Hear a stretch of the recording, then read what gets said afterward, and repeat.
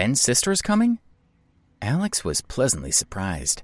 They all knew that Ben had a sister who is currently in high school and that he was living frugally in university to save money for her to continue her studies. Every time he called home, he would only tell his family the good news and say not to worry about him. When his roommates heard this and saw him living on instant noodles, they were touched and sad. Ben's sister was coming. Alex wanted to go and support his friend so she could see how popular her brother was. He arrived at the dormitory and greeted his friends. As usual, Joe, who spent a lot of time working out in the gym, teased him a little. Ben, who didn't usually pay much attention to his appearance, had been to the barber's. He looked very handsome, wearing a white short-sleeved shirt, a pair of beige shorts, and white sneakers. He looked very much smarter than usual. He also looked a little uncomfortable. Carl put his arm around Ben's shoulder and said, "Alex, did you know this kid is hiding something from us? In the last 2 days, we've caught him buying expensive clothes and paying attention to his appearance. He also lies in bed every day playing with his cell phone. Joe and I have hardly seen him." He continued, "Today he got up and showered before dawn and dressed in smart clothes. Joe and I wanted to know what he was up to, so we asked him. He finally told us. He told us that his sister is coming to New York to take part in a competition, and while she's here, she's coming to visit him. We've seen his sister's picture, and she's really pretty. Apparently, he's getting himself all dressed up like a movie star just to go and meet his sister." Carl slapped the back of Ben's head. "Okay, Ben, don't tell us, but then we won't be able to help you," Alex said as he sat down next to him. He tugged at his friend's clothes and said, "A shirt, Tommy Hilfiger shorts, and shoes. How much did you spend on all this?" Alex let go of his clothes and Ben straightened out the creases. It was the first time he had worn such expensive items, and he felt so good. He didn't want the clothes to be ruined. He looked at his friends with an embarrassed smile. The shirt was $200, the shorts $250, and the shoes $300. Ben saw Alex and Carl looking at him in surprise and immediately explained, "It's not my own money. Of course I don't have that kind of money. They're all on credit." "Buddy, it's great that you want to look good, but how are you going to pay it off? You still need money to live on. And it's not like you're going on a date, you're just meeting your little sister," Alex said. He thought Ben was crazy for buying all those expensive clothes on credit. "You guys don't understand. Do you think I want to get into debt to buy clothes? Can't you see that I had no choice?" Ben said awkwardly. "I keep telling my family that I'm doing really well, that I earn more than $2,000 every month doing part-time work, and that I have plenty of money so they don't have to worry about me.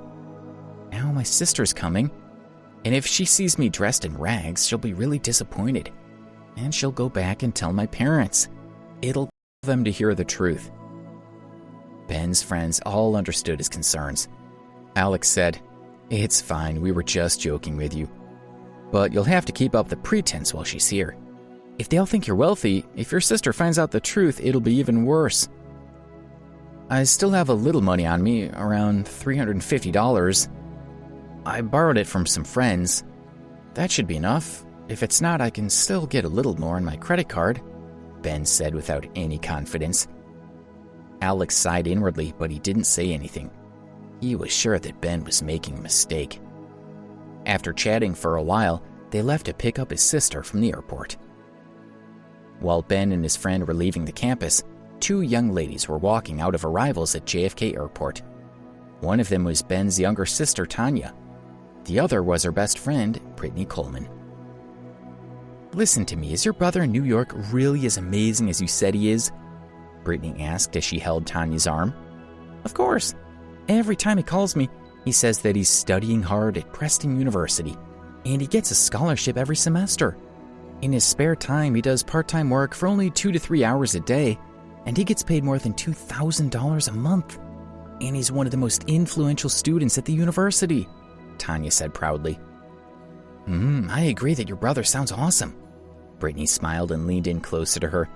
She whispered, "Does he have a girlfriend yet?" She knew what Brittany was thinking. She touched her friend's cheek with her finger and giggled. "You're so embarrassing. What are you thinking?" Brittany's face turned as red as a tomato. Why isn't your brother here yet? Brittany asked. After waiting in front of arrivals for more than 20 minutes, she was starting to get anxious. Tanya looked at her and said, Don't worry, my brother just sent me a message saying that he's rushing here right now. He'll be here any minute.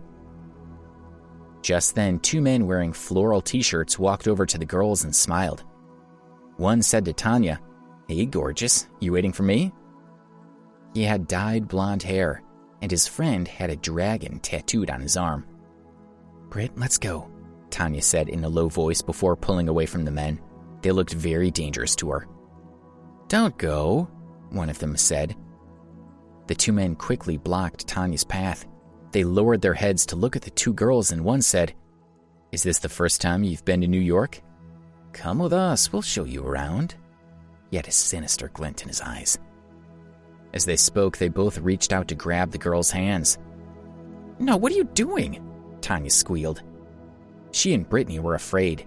They pulled their hands away and tried to step backwards. Don't! Help! The girls shouted in panic. Let go! Get off us! At that moment, Ben, Alex, and Carl arrived. When they saw what was happening, they were furious. They didn't care who the 2 men were, but instantly rushed forward to help the girls. Are you okay? Ben asked Tanya. Seeing her nod, he looked at the 2 men and said, Alex, Carl, come on, let's teach these guys a lesson. The 2 men saw the students charging at them ferociously. They didn't know who these guys were, and they were afraid of getting beaten up again, so they ran away. Ben walked to Tanya's side and said guiltily, I'm so sorry. Did they scare you? It's all my fault. It wouldn't have happened if we'd been on time. She took his hand and said, Ben, it's fine. We don't blame you at all. You were so awesome just now that you scared those men away. Noticing that Ben's clothes were all famous brands, Tanya's heart was filled with pride. She looked at Alex and Carl and asked, Who are your friends? Alex and Carl walked over, trying to look cool. They felt like heroes in a movie, saving the beautiful heroines. Tanya and Brittany were very impressed with them. Oh, they're my roommates. This is Alex, and this is Carl. Ben introduced his friends to Tanya. She smiled sweetly and said, Alex, Carl, it's good to meet you. Thank you for saving us just now. You were all so awesome. Then she introduced Brittany to Alex and Carl. Brittany sized Ben up and smiled. Ben, Tanya's told me how well you're doing at university. Looking at the designer clothes you're wearing, I'm guessing you also earned plenty of money. Tanya and I rarely come to New York, so you must take us everywhere while we're here. Ben scratched his head in embarrassment and answered, Really? Well, I guess I'm doing better than most students here. He looked awkward. Alex and Carl smiled secretly. You're too modest. Where are you taking us first? Brittany asked with a smile. She was looking forward to spending time with him in New York. He was rich, so she was sure he was going to pay for everything for her. Oh, I'll take you guys to see Times Square and the Empire State Building. They're 2 of the things you must see in New York City, Ben said. Okay, bro, let's go, Tanya said as she took his arm and went to the roadside to call a cab.